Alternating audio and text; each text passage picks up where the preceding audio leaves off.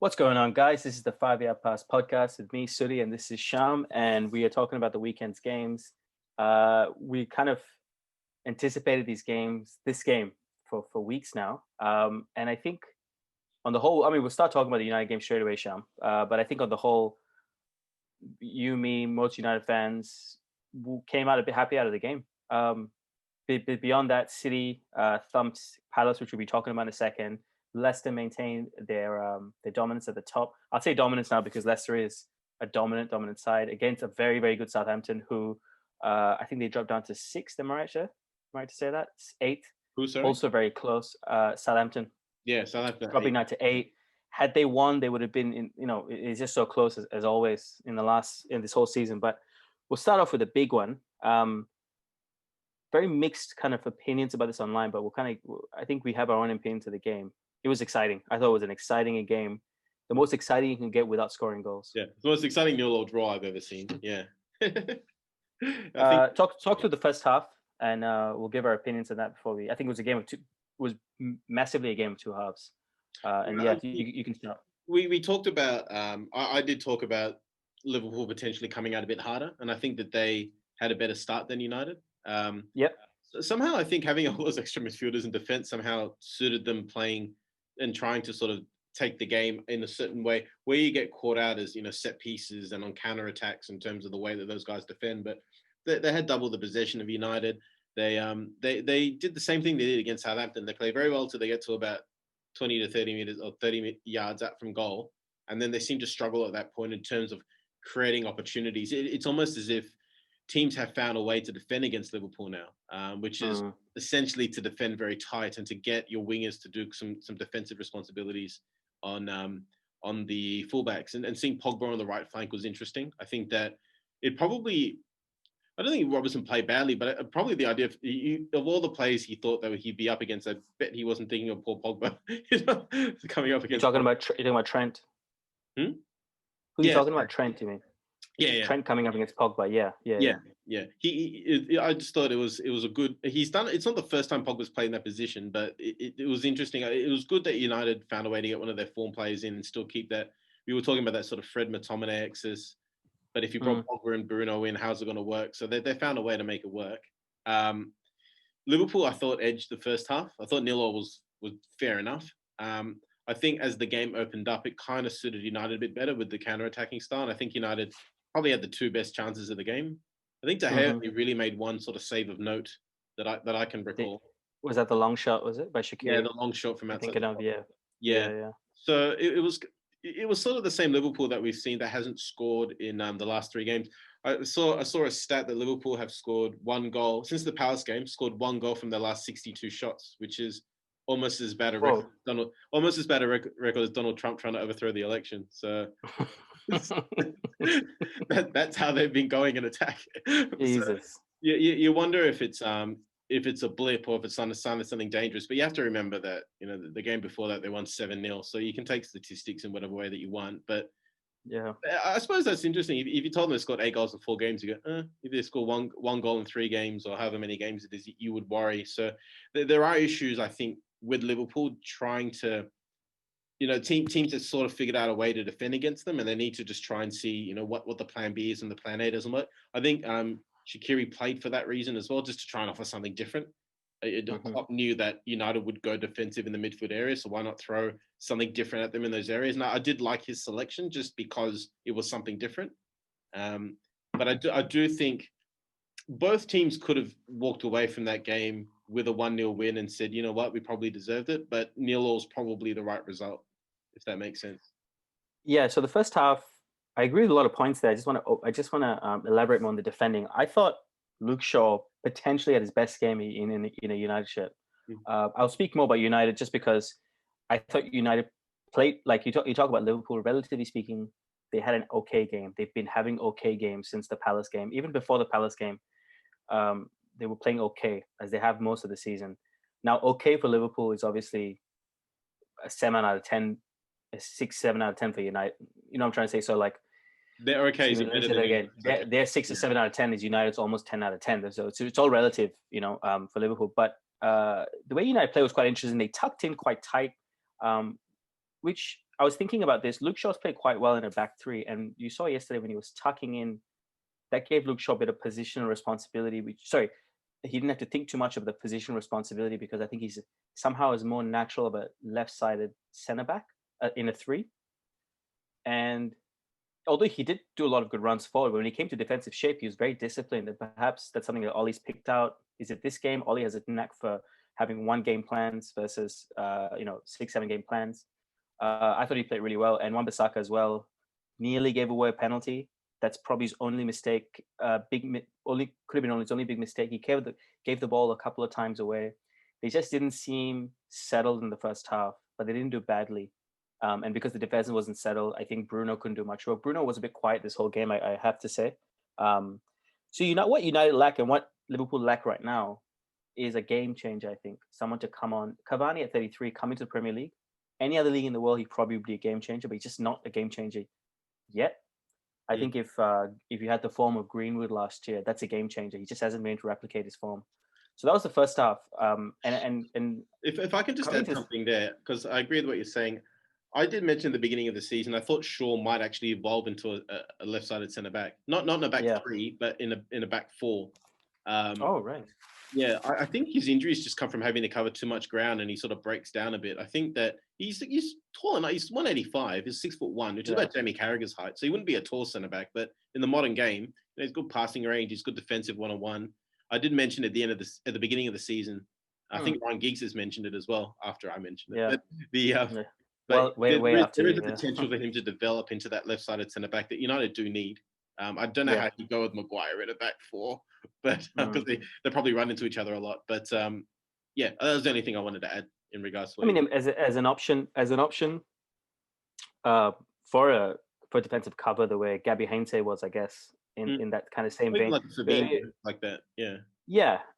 And speaking of Fabinho, I was just going to transition to Liverpool. I thought they played really well. I think Klopp's decision to play Shaqiri over Curtis Jones was a good one. I think Curtis Jones potentially might have felt the pressure a bit too much. I mean, he's from Liverpool. You can kind of see that. You can kind of go with the argument that maybe the pressure might have got to him.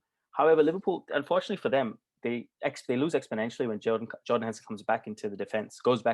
Sorry, that kind of metronomic movement of the ball, which I don't think many teams can keep up with.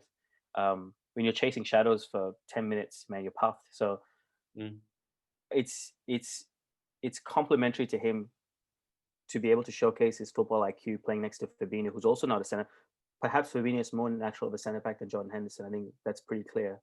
But I think what Jordan Henderson did yesterday, nullifying Rashford, Martial, Cavani, Greenwood, Bruno, the two of them was outstanding. I think they did an outstanding job. The only thing is, so funny they were going to say this, but so funny that we have been saying is the front three, they just don't seem to be clicking. I think not scoring for 4 games is developing into an unnecessary bit of form that they don't need right now. It's a dangerous time to come into this kind of form. So started the season with some quite opportunistic goals. The ball fell to him and he was good enough to take those chances. And Diogo scored a lot of goals before he got injured. Well, even against Leeds, there was a couple of goals he scored where the ball just fell to him and he took the shot early enough. Not to criticize the team or anything. I just think that it was more a function of a ball falling his way rather than the system creating the opportunity for him. And Diogo Jota was playing very well and he got injured. So there's question marks there over whether they're playing at the same level as last season. I do want to ask you one question. This game was, and we talked a lot about Liverpool last season, somehow finding something at the end of games. Not having the crowd this season, do you think that that's impacted their ability to find something? Liverpool's connection with its fans is something that's quite special in world football. The ability of the COP and just Liverpool fans in general to inspire the team. Do you feel like they're missing that this season? That sort of that X factor. I think it's that and the third season fatigue that comes with the club team. They should have won the league 2 years ago. I say should have. I mean, they would have won. Is it 24 of the last 25 leagues? No, not 24. Every other season ever, they would have won. Yeah, except so essentially they've won. Yeah. Essentially, they've put 2 title-winning performances in. I think it's pretty obvious, man. Some teams play better without the fans. West Ham being one of them. They just play better without fans. I'm not saying there's a correlation. There's a causation there. There's definitely a correlation there. West Ham ninth and playing good football without There's fans. an issue with West Ham in that stadium. The fans don't like it, and I think that Yeah, no, getting away from that has helped them. I think. I actually watched 2 games there with a buddy of mine, Rick. He's multi generations, many generations of West Ham season tickets, and he says himself there's a little bit of running track between the players and the pitch, and then there's a little bit more space, and it's just that kind of expansion away. And I understand the idea financially, but Upton Park was famous for being like like if literally you on took you. a long throw in, you were basically like touching a fan before you took the throw in. Yeah. Whereas now that stadium I think was the one used for the 2012 London Olympics. Yeah, the Olympic Stadium. Yeah. So yeah. And also that area, and I've walked a few times from the station to the stadium, the train station, and it's this very modern feel. You don't the couple times I've walked is like you feel like you are going for some sort of England match, or you don't feel you're going for a West Ham match for some reason. That's just my Limited. observation of it. Yeah. I could be completely wrong. Anyway, coming back to Liverpool, 100%, man. I don't think you can blame the fans not being there for the reason of their form, but there's undoubtedly they're one of the best fans in the world, if not the best home fans in the world. I don't think many teams come close. You have the Celtics and you have the Portuguese teams and a couple of Turkish teams maybe, but European nights in Anfield. Everybody says there's always something special about a European night in Anfield. Yeah. Almost scary. They talk about the Barcelona game, corner taken quickly. Talk about Olympiacos, Gerrard's goal against, like you talk about these nights of fans. The ghost goal. Istanbul. I mean, away fans traveling to Istanbul. So I think there is an element of that. I think also there is a perfect complement, the perfect storm of the usual Klopp fatigue that comes in. As I said just now, they had title winning performances 2 seasons ago. They won the title last year, and they just come off the heat a bit. And they were so unlucky. They're not unlucky about the Van Dijk injury. The more the season goes on, they don't need Van Dijk as much as they think defensively. They need him for the team to push forward, for the confidence. It's very interesting. I thought they'd be conceding goals for fun. In fact, the worst game was against Villa when Van Dijk played. If you think about that. So they're just struggling up front. You take out the Villa game, they've conceded 14 goals in 17 games. That's really, really good. Yeah, it's not Mourinho Chelsea team, but it's amazing. And I just think I don't know what it is, and they're very unlucky with the Jota being injured, because I think he was scoring for fun for the 6 games he played. He scored a phenomenal amount of goals. Just a bit unlucky, man. And you can see when it comes to the second half, I think Liverpool's patterns of play were so good for the last 2 seasons. They're finding it hard to break out of those patterns of play. And if you see a team play for 2 seasons the same way, it becomes easier and easier to defend against them. And they have to change. The people watch them. They become the yardstick for. Yeah, of course, it become the yardstick. It happens in every sport. Boxing and MMA would be a good example where the longer a fighter defends his belt or her belt, it becomes easier to defeat them, because in a sense, because you've seen so much footage of the way they win. You watch the NBA now with Stephen Curry shooting threes everywhere. Now everybody wants to shoot threes.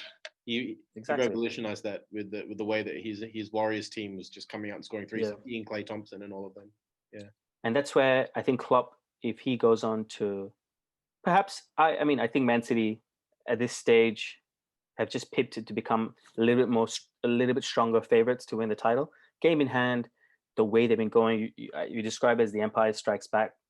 You just feel it's like, you just feel Klopp's going to be frozen in carbonite, and all that kind of stuff. So I just think the channel Joe, like they'll have something like Jamie Carragher going, "I love you," and then have you seen that? Like Joe, like Princess Leia. I haven't seen it. I know, and then he gets frozen. So I think if Klopp figures out a few things before Jota comes back, or when he does come back, and they go on a good run, who knows what they can do next season when Fabinho gets back to midfield. You just imagine that Jordan Henderson, Fabinho, Thiago Alcantara in that midfield next year. That you have to think about next year, because that's not going to happen this year. It's going to be phenomenal. They're going to play at high levels again. So the reality is they're missing 2 of their first choice 11, but it's structurally 2 very important players in Van Dijk and Gomez. Yeah. Absolutely. That access when in Australia, when Gus Hiddink took over the Australian team for the 2006 World Cup, apparently he spent 90% of his time with Mark Schwarzer in goals, and then Lucas Neal and Craig Moore at centre back, just getting their positioning right. As 90% in of his effort was on those three players because in of how training, I mean. important. Yeah, in training, Yeah, structurally, yeah, right. the time that he spent was mostly on that. And Australia didn't have a Right. great defensive record at the World Cup, but it provides so much stability to everybody else to know where those guys, and all three of those players had good World Cups. Schwarzer gave a Yeah, couple goals and lost his spot for one game, but they actually had good World yeah, Cups overall. yeah, right. Um, okay, so it's in terms of this game, I'm gonna speculate a little bit. Um, well, okay, before that, what do you think Liverpool are missing? Or is it, have I said most of what you're thinking? I just think it's oomph. It's like they're like a curry without salt. They just need a little bit of that, little bit extra, a little bit of special sauce. There was And do you something think, special about the way they played last season. They're just kind of missing that. I think structurally they're fine. They just lost a bit of that oomph in the final third. They mm, control possession well. Structurally they're fine. They're playing to 80-90% of their ability, but it was that extra 10% that would overwhelm teams, and they just seem to yeah, have lost that. overwhelm is the word, isn't it? Yeah, Overwhelm is they're the not word. overwhelming, That's and what it is. everybody feel like that United team would have come off and thought, you know what, overall, it was pretty even, and Yeah. no one's felt that about Liverpool recently, as in like Mm, Liverpool were dominating these last couple of seasons. yeah. Although, the last kind of closing thoughts. Do you remember Jason McAteer played for Liverpool Yep. in the '90s? He said something the other day, which I thought was a bit inaccurate, but had some. You could kind of derive a truth out of it. He said United are in a false position, being top. A bit unfair to say that, considering this is the standard of the league this year. It's competitive, but it's a bit poor at the same time.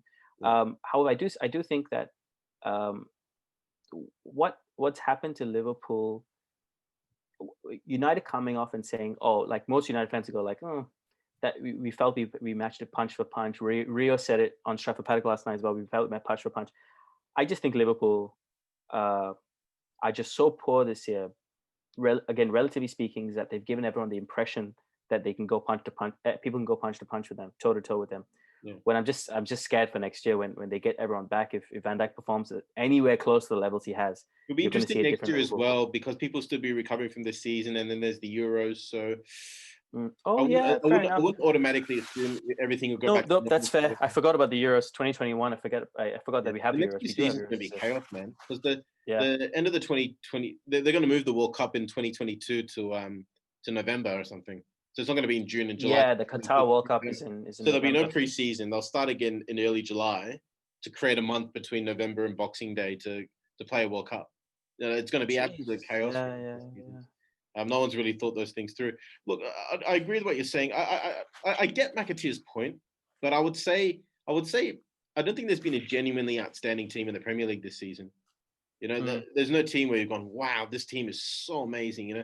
City, and we'll get to them in a minute. I think they've won their last 5. They won 6 of their last 8. They dropped 4 points in the last 8 games, which is United. United have won 9 of their last 12 and drawn 3. So City have won 6 of their last 8 and drawn 2. Mm, But United are not playing to that level that City are playing in these last 8 games. So City's the only, but City had a shocking first 9 games by their standard. mm, They were mid-table. So mm, City are coming, but they haven't been playing that way the whole year. Liverpool have not quite had that oomph. Chelsea have been underperforming. United, they're not performing to their potential. I'm not going to say they're underperforming because I don't think they are, but I still think there's more in this United team. I think just in system they can do the things that they're doing, but a little bit better. I don't think they're doing anything wrong. I just think just some of the passing need to be more incisive. They need to play a bit more force du jeu. Is that the right? mm. Yeah, they're I just don't know. Yeah, I know what a you're trying to say, little but I bit don't know more, what the word is. a little bit more oomph, a little what they're doing. Yeah. I still feel a bit like they lack confidence, and Who's United I do? don't think they've got the mentality of champions. I still feel like they don't quite believe in where they are, how good they are. I still think that's an issue. I don't think there's really genuinely a dominant team in this league this season. I think for me, Leicester are probably the one team that's playing to their potential. I don't think any of the Yeah, other teams are, although, like we're saying, City is starting to move through the yeah, gears. Yeah. yeah. I'm just looking at the top, let's say top 8 here, or top 9, including West Ham and Villa. You could argue Villa was for a moment, but the only team really playing to the potential is Leicester. Yeah, Yeah. yeah, that's a fair point. Southampton-ish, but still, like, you question it now. They've won 1 of the last 5. But there was Mm, a period of time where everybody's going, wow, I think that Cavani-inspired defeat by Man United kind of knocked the stuffing out of them a bit. Yeah. But look through those teams, and even United. Like if you, generally speaking, if you get 2 points a game, you'll end up with about, of the 19 game season, 38 game season, you end up with 76 points. You're second or third. United have played 18 games. They've got 37 points. So it's about 2 points a game. So no one's really, what it says to me is no one's really shown championship winning form at this point in time. There's no one team that you've just gone, wow, then they're knocking it out of the park. Maybe United and City are the exceptions because they had slow starts to the season. But in general, how many teams, if United had played 18 games and got 37 points in other seasons, I don't think they'd be first on the table. Yeah, right. Let's move on to City then. So City beat Crystal Palace 4-0 in a match. Yourself, you said 5, I said 4-0. I'm quite happy with that prediction. I think not in the sense of getting the score right. I think it goes to show that City are just rolling teams over at the minute, and they just took total control. And I think what Vidic brought to Rio, or what any defender, and what company brought to any defender, Ruben Diaz has brought to John Stones, and he's just become amazing, in my opinion. 2 goals to kind of round off what's been an amazing 3 to 4 months. I was listening to the kickoff last night while watching the game with True Jody and all those guys, and the Man City fan, I thought he was quite an interesting guy. Obviously, they poke fun at each other, but I thought his kind of analysis of John Stones was quite. I like, he's quite objective when it comes to other teams. Yeah, I like. Yeah, and he said he's got his smarts about him. Yeah, I like him. I think his name is Boovy. I mean, his nickname or his YouTube name, whatever, is Boovy or something like that. But anyway, he said he was going on about how Stones has developed, and he's talked about how Stones is so confident in the ball, but as a personality, he's quite shy and introverted, and perhaps that 50, 60 price tag, whatever it was a bit much for him at a lot, and it was that plus Guardiola wanting the most out of you, and it just kind of took its toll on him. But I think he's only come out of it. You know, you're going to look back, I think, and you're going to see the types of players Guardiola has plucked out of the academy and made amazing. Busquets being the Barcelona, Kimmich from Bayern Munich, who now is probably the best center midfielder in the world. And then you have John Stones, who I think in a couple of years' time when Guardiola finally leaves, you're going to see like, oh, fuck me, man. Like Guardiola's done this with John Stones. Now he's the best defender in the world. He had an amazing game. Look, 2 goals. City doing the business really well. Gundogan, in your analysis of Gundogan being pushed further forward, has seemed to kind of reap benefits. And who's got the last goal? Raheem Sterling getting back on the score sheet. He hasn't scored in a while. Well, he hasn't scored regularly in a while, at least. City, man, like I couldn't catch the game myself. I did watch the highlights, but they controlled it, complete control. Crystal Palace possession with 90% passing accuracy, 3 times, 2.5 to 3 times the amount of passes. So it's 750 passes to Crystal Palace 290. So I'm not trying to overwhelm you with stats. It just gives you a bit of a flavor of the game. No. I the only caveat to this is that Palace have an affinity to be thumped once in a while. They really, really do. Yeah, they just have this thing where once nil by Liverpool, right? Once in a while they get occasionally. They have the third worst defense in the league. So they have the propensity to be thumped. Now, in saying that, I think City are favourites right now. I have thought for a little bit. It was fun while United were on top, and they're still on top. I think they could be on top after this weekend against Fulham, this midweek, against Fulham, but not for very long. It won't be for very long. It just on a side note, just don't forget we have United Liverpool this weekend again. Last night's be interesting to see how the managers approach it. I do feel that United will play all their reserves in the Europa. I'd be interested to see if they do it in. If it was FA Cup and they were playing in a Colchester or something, I think they would as well. But would you do it in FA Cup against Liverpool? I feel like Rashford and Fernandes need a rest, but I wouldn't be surprised to see all the other starters in that game. No, just before we get back to see, they'll rest him midweek. We got Fulham on Wednesday, and then we have Liverpool on Saturday. So you could see a midweek rest for Bruno. I hope so. Rashford. He's lost a bit of that. It's just a bit of his. He's not running at 100%. Bruno. He's anyway back to City himself, but coming back to City, sorry. They completely dominate. It's that type of performance where you just go. first time we saw it, we thought, oh my God, this team is absolutely fantastic. You know, back in the day when Guardiola started, they're capable of anything. It's back to that sort of jaw drop. Inevitability. Team with a clean sheet seems inevitable. Like I said, the stormtroopers type of thing. You know, they've since they lost to Tottenham, they've like I said, won 6 of 8 since they lost to Tottenham that day. So really just developed. They're the form team of the league, won their last 5. Have not really looked like losing. I'm going to check and see how many they've conceded. So, sorry, I'm just going through the stats here. See how much they've. This is not helping me. No, take your time. Yeah, so if you look at how many goals they conceded 1 against Chelsea. They conceded 1 against Arsenal in those 8 games. They basically conceded 2 goals. So that's the thing about Guardiola's team. People, they talk about the awesome attacking talent, but he knows how to not concede goals, and a lot of that's from having the ball and dominating the game and playing on their terms. But his Barcelona teams will concede 15 goals in a season, and everyone will forget about it because Lionel Messi and Samuel Eto'o will make wreaking havoc up front. They're more taking more likely. They're more taking I would argue the 2012 Spanish approach, the Euro Spanish 2012 team, where they did play with David Villa, but more often than not, they actually played without a striker. But the defense was amazing. The Carlos Puyols and Jared Piqué. I mean, I think Isco and Cesc Fabregas was sort of taking turns as the false nine. Yeah, because I think Cesc Fabregas played in the false 9 that season for Barcelona a lot. So people forget how good he was. Actually, Jesus, he was a great player. So City, I mean, in your estimation, favorites? Yeah, at the minute. They've got that aura about them again. I think they've welded the defense shut. Ederson's not played particularly well. Remember his first season, he was a revelation. Something's slightly off him, but I think Diaz has helped shore up that defense. The other players to figure out how to play with each other again. I do think they're the form team of the league. I think they're the best team in the league as well. That game in hand, whenever they play it, assuming they win it, they'll go back top and it'll be clear. What's it called? They'll be looking at the other teams in the. So the caveat to that is so they play Villa next. Potential banana peel, very unlikely. Then they have this is just the league.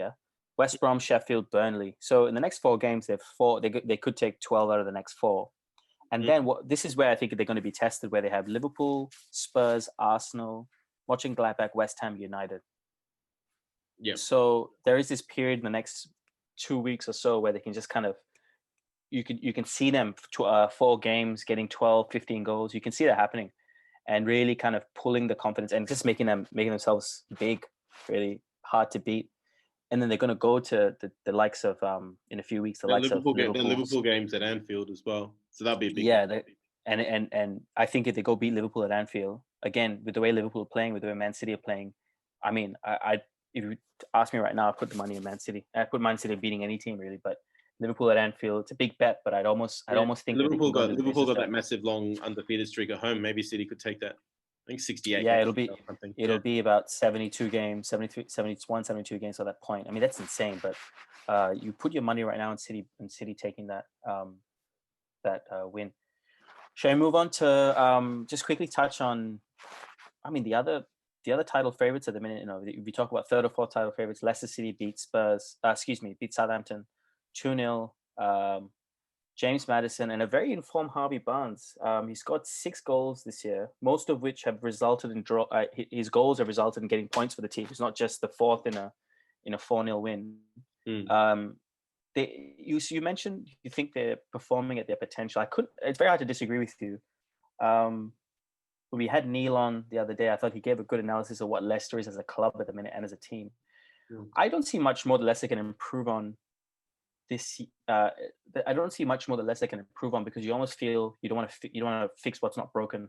If you were to put, let's say, who's the best player? If you put a Kevin De Bruyne in there, is that going to improve Leicester? I don't know. What do you think? I think for me, Leicester's one glaring weakness is probably the over reliance on Vardy. To have when he got injured, their season fell last year. They lost a lot of momentum, and I was going to ask Neil about this, but we didn't. They didn't play Iniacho in the FA Cup. They rested Vardy for that Stoke game again, the FA Cup, and they didn't play Iniacho. And I was watching a lot of the sort of the Leicester fan websites, and they're also saying, well, if he's not playing that game, his future at the club comes under severe question. Yeah. They don't have that option off the bench if there's no reliance on Vardy. And I like Jamie Vardy and what he's done in the league. The reality is, I think he's turning 30. He's 33, turning 34 at the end of the season-ish. So that's probably the one glaring weakness. But if you were to talk about how a football team should play, tight at the back, strong leadership in goals, talent and tenacity in midfield, like Rodgers has done a really good job, and the club as a whole has done a really good job in, this is like you talk about Barcelona playing fantasy football and that sort of thing, but this is how proper, that this is sort of like how you would want your team to play football is how Leicester play football, and all respect to them because, there was always questions around whether they could, should even be in the Premier League up to a certain point. They were last on the table the year before they won the Premiership.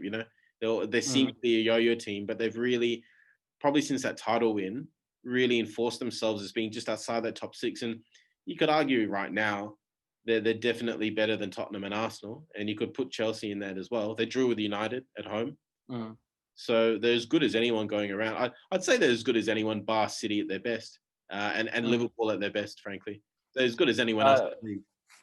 The thing I do like about Leicester is I think, first of all, they're a very likable team. And as you approach it from a neutral perspective, you think this team has built it from the ground up. Like the way, I guess, United in the 90s, they went and won the league with that money. They've built a team that they've gone up and down a little bit.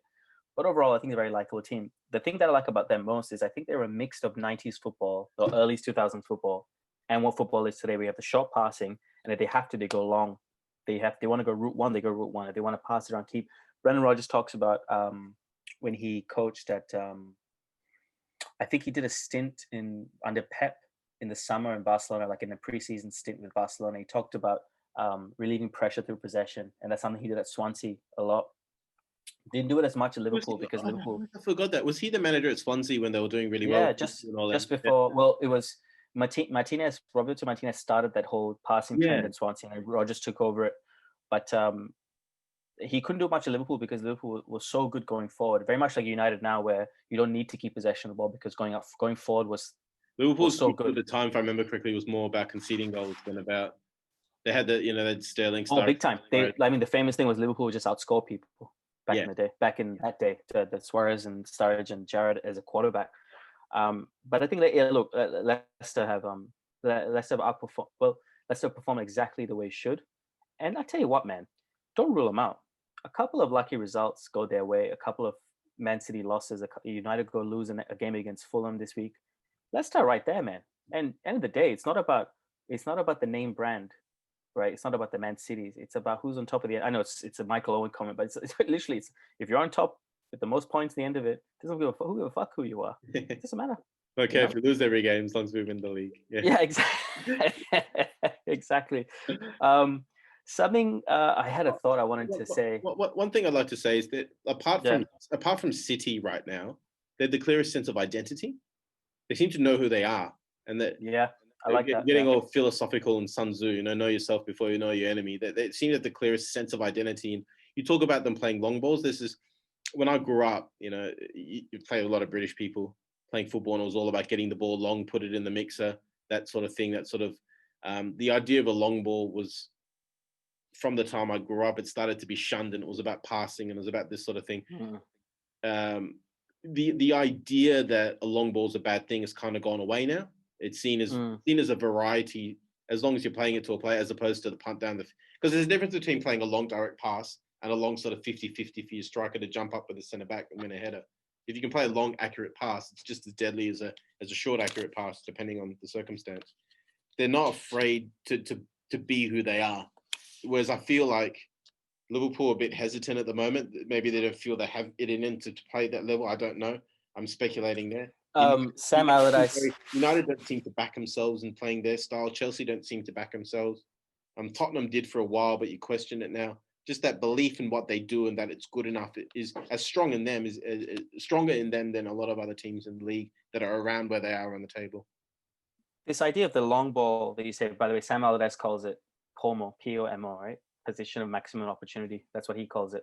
That is a nice way to sugarcoat it. But I think in football today as well, and we come off the games this weekend, I think those are the two big games. But I think in football, people think you've got to have this philosophy about football. It's got to be stylish. Like as soon as the long ball came back into fashion, I'd say about 2 or 3 years ago, they said the long ball's to beat the press.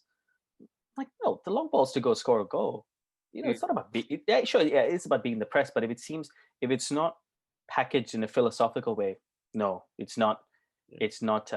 It's not sexy enough. It's like they say if a player like if Rooney was a guy of a couple of inches taller with a beautiful lock of black hair and his name was Raul, people think he's the greatest ever. We'll get to. I would like to talk about Rooney for a few minutes, but what I'm trying to say, if it's not packaged sexy these days. One thing I would say is there's a difference between being on the edge of the box and being under pressure and just punting it long, and playing a long pass to a player, whether it's directly to a player or over the top of the fullback for the player to run onto. It's about intent. A long ball's fine if the intent is correct. If you're under pressure and you're just hacking it and you're relying on your big centre forward to jump with the big centre back to win the ball, that's a punt.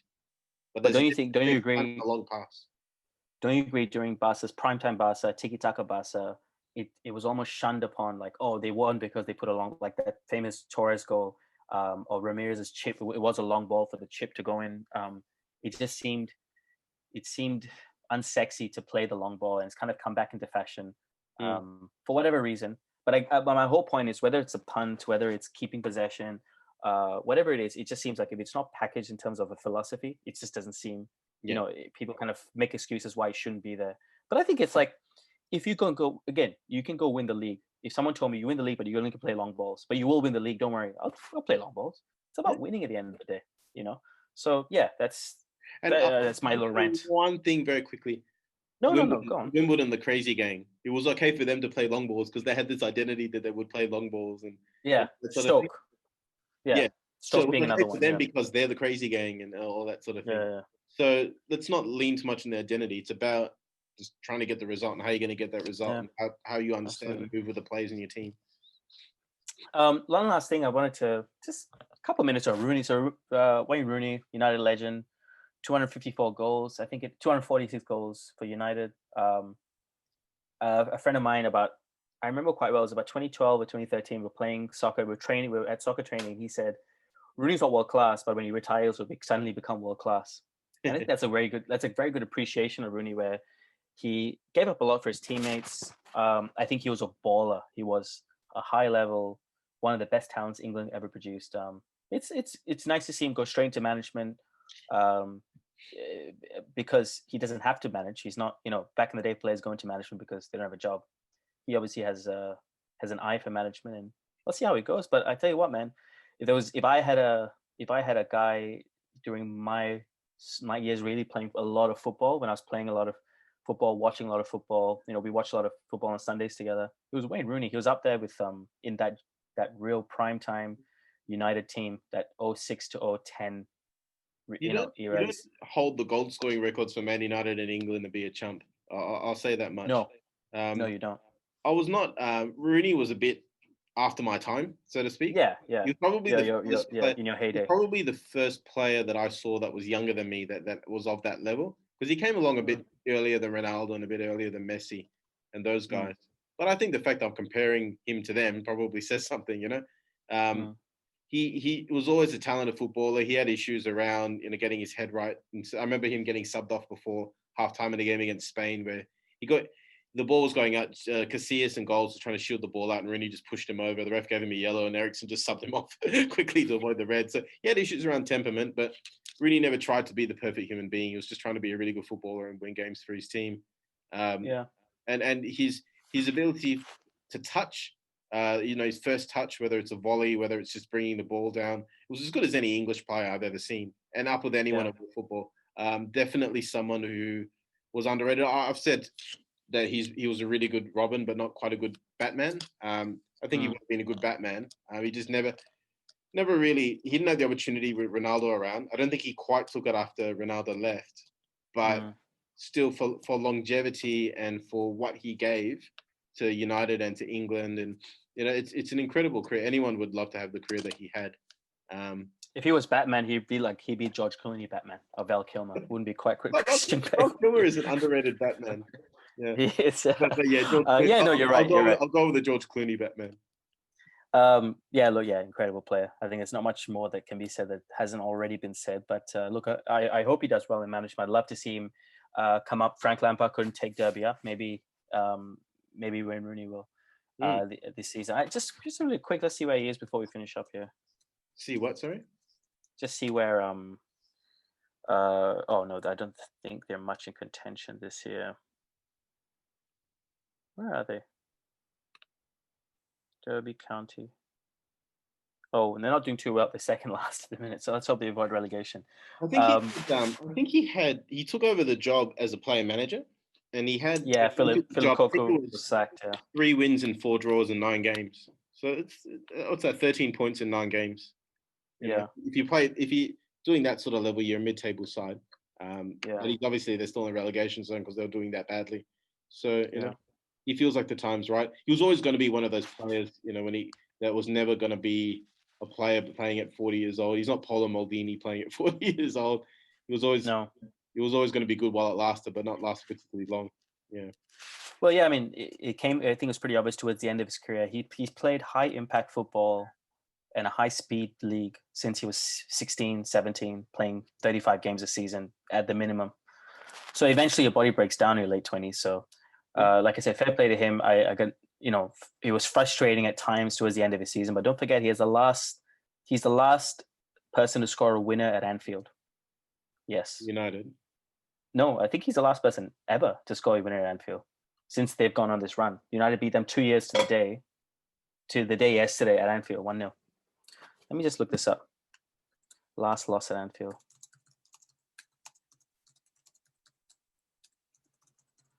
I hope I'm getting this right. Look, this no, sorry, it was Crystal Palace. Christian Benteke. Anyway, Liverpool players winning to beat Liverpool. Anyway, any closing thoughts, Sham? On the Premier League, I did want to bring up something. Lionel Messi got his first ever red card for Barcelona. Playing, it's sort of the Spanish Super Cup final, sort of the equivalent of the Charity Shield. In the 120th minute, someone nudged him late as he hit a pass, and he just turned and went like that, and then got the old red card, which the referee for some reason gave to Jordi Alba first, and then realized it was Messi. All right. Amazing, because he's not that type of character that you think would do something like that. Like Ronaldo got sent off, I think 3 times for United in the Premier League. Whereas Messi, I mean, 753rd game or something like that, and it's his first red card. It's interesting in the sense that, I mean, I don't like taking one event and placing it in too much context, but it is his last season. He's had issues with the club. There's certain frustrations in where they are on the table. They were losing at the time as well, sort of 119th, 120th minute of the game, and they were losing. So maybe he felt a trophy was going away in his last season, and he's reacted to that. But he may be out for some time. It was pretty crude. You might get like a 3-game ban, or sometimes. I haven't actually looked. I know you got a red card. I haven't actually looked at the foul. It reminds me of past that some guys just giving him a nudge late, like very late. Yeah. Messi's just gone bang like that, and just taking him. Very unlike him to lose his temper. Yeah, I remember a number of years ago. I think it was around again 2013-ish era when Andre Mariner gave Kieran Gibbs a red card when it was Oxlade. No, sorry, gave Kieran Gibbs a red card when it was Oxlade Chamberlain who made the foul, and he got confused by their faces. It's like Jordi Alba and Lionel Messi. Kieran Gibbs got a red card, and Kieran Gibbs is standing there going like, "What did I do?" And it was actually Ox who did it. So referees fuck up. Anyway, Australia-Croatia game at the 2006. Three yellow cards for who was it for? Josip Simic. You know the story about him, right?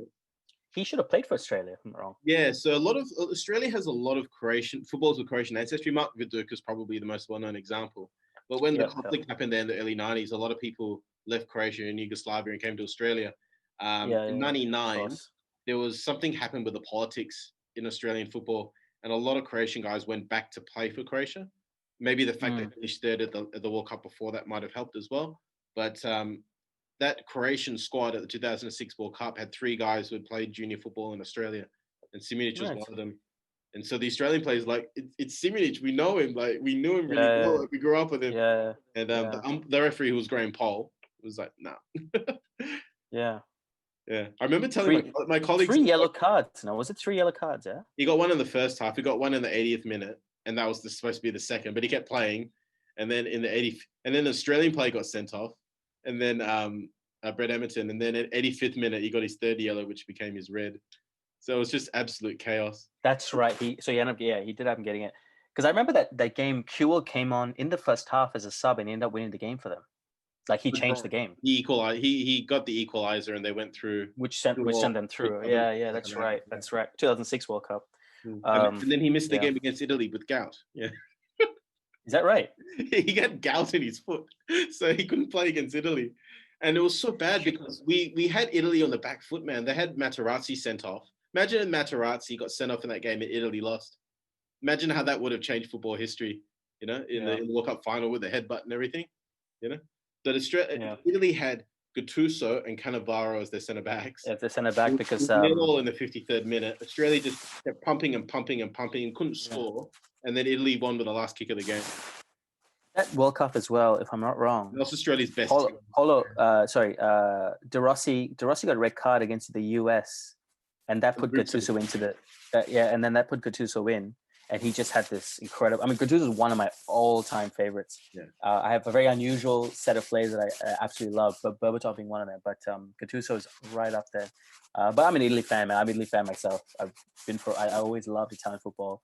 I remember they used to have 15 household names. How you can barely put the fucking first 8 together. Yeah, you could name like any Italian team, like up till 06. Your Milan, your Juventus. Yeah, the match fixing scandal ripped the crap out of Italian football. It's never recovered. You can name any Milan, Juventus 11 that was good as anyone in world football. Inter Milan was sort of there or thereabouts, but it was more the Rossoneri and the Bianconeri that were. There is something to be said about United being back on top this year, and Milan being back on top at the same time. There's something like romantic about it. May not last, but there is something romantic about it. All right, guys, thanks so much for watching. Nice chat, Sham. A little trip down memory lane. Thanks so much for watching, guys. Don't forget to like and subscribe if you like what we do. We are the 5-Yard Pass. My name is Suddy. This is Sham. Keep football simple, and as always, keep passing, guys. Cheers. Cheers.